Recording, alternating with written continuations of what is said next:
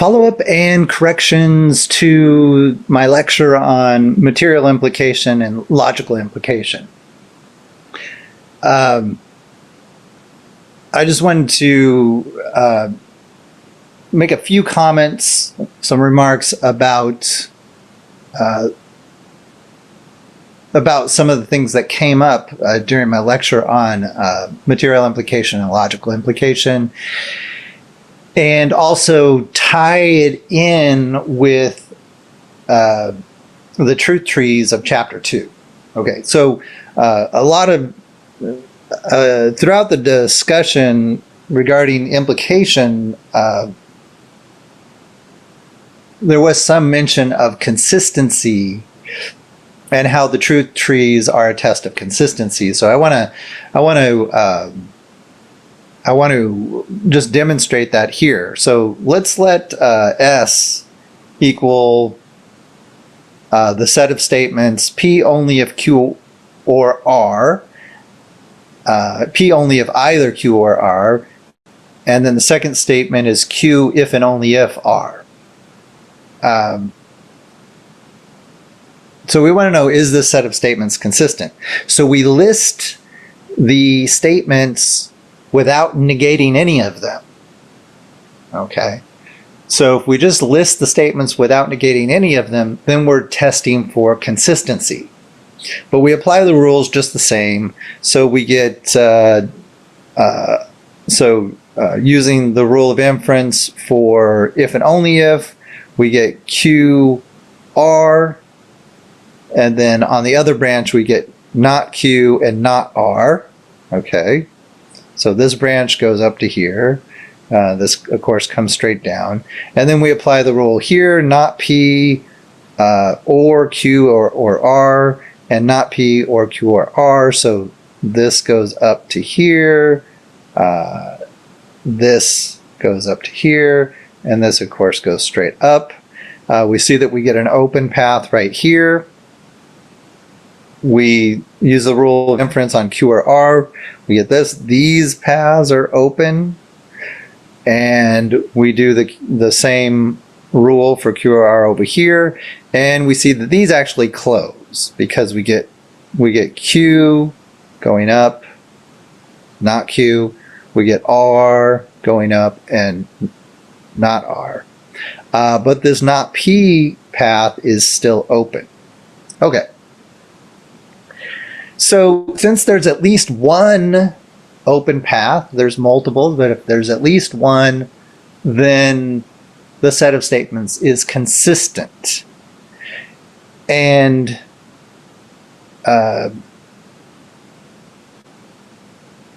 so that's that example. Okay, hopefully that's clear. And then let's do a set that is inconsistent. So let S equal P only if Q and P and not Q. So we list them, we don't negate either of them, we apply the conjunction rule, and we get P and Q, and then we get not P or Q down here. Not P cancels with P, Q cancels with Q, so the set of statements is inconsistent. Okay. So if all the paths close, the original list is inconsistent. And then there was some discussion. Well, Jeffrey says that a single statement can be inconsistent. Well, let's just let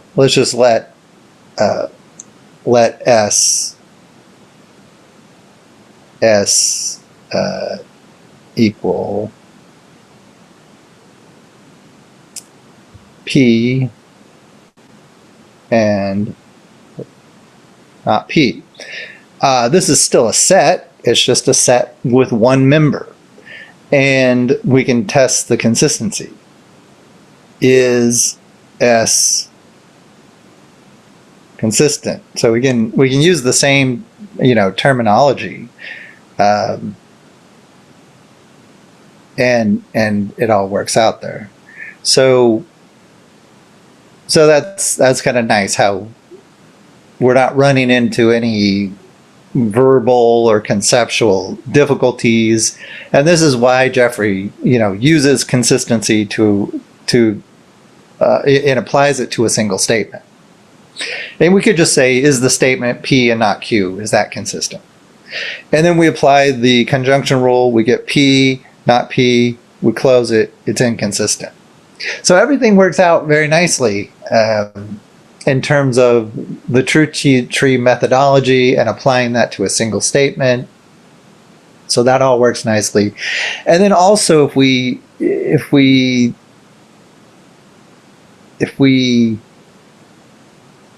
think about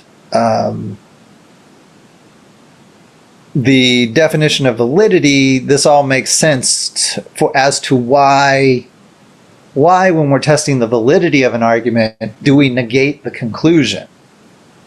Because the argument is invalid precisely when it's consistent to have the premises be true and the conclusion be false.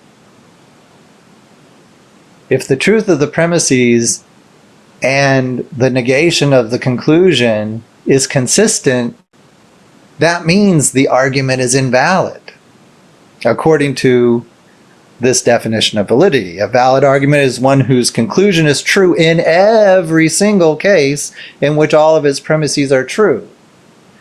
If you can show, using a truth tree, for example, that there is an interpretation under which all the premises are true and the negation of the conclusion is also true, meaning that not all the paths of the truth tree close out, then you've shown that the argument is invalid.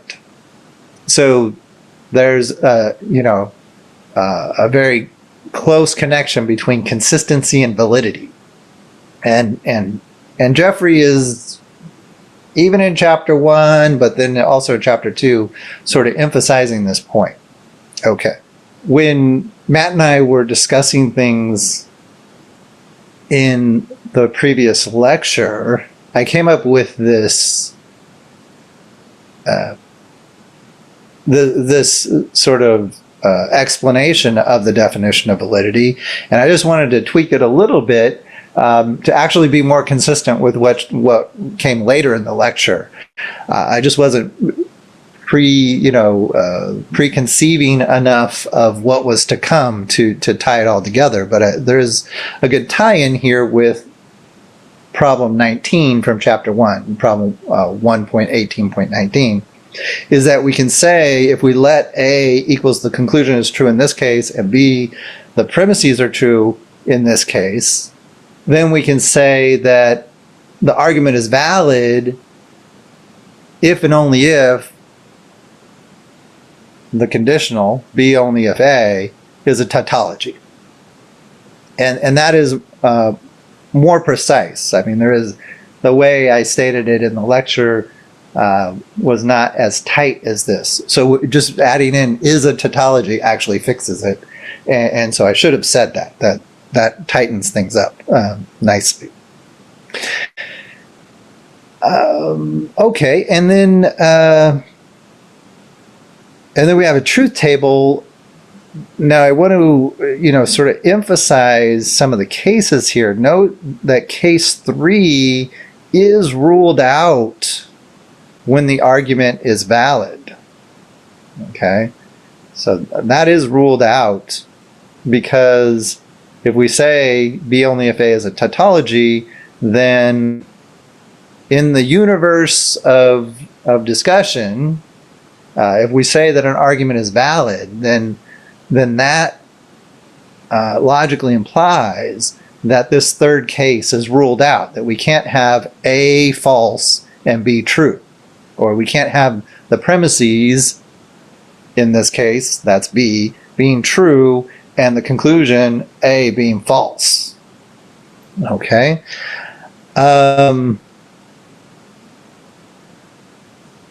Now, however, case 4 is not ruled out. And in that case, A is actually false.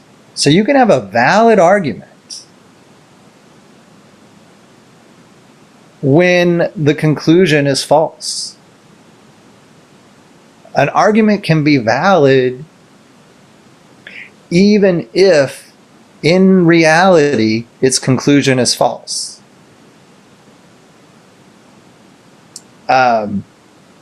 But that only occurs when at least one of the premises is false. Okay, so that's the FF case. So I just wanted to emphasize that just because an argument is valid, that does not mean that there is the claim that the conclusion is true. The conclusion could be false, but under the assumption that the argument is valid, the conclusion can only be false if at least one of the premises is false. Okay. Also note that case 2 is not ruled out. It could be that B is false while A is true. It could be that one of the premises is false, and nonetheless, the conclusion is true.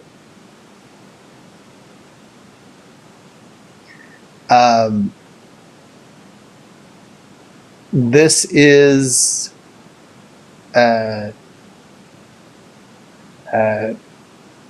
just allowed for within the definition of validity, but then this goes to soundness. If not all the premises are true, then we can't count on the conclusion being true. It might be true or false. We don't know. And that's the whole issue of soundness. So that's the concept of soundness, is that a sound argument is an argument that's valid, okay, in this way that allows for the ambiguity of the conclusion. But if we know that the premises are in fact true, then the argument is sound. So a sound argument has to be valid in this technical, formal way, and then the premises actually have to be true, and then we're just in the first case. Okay.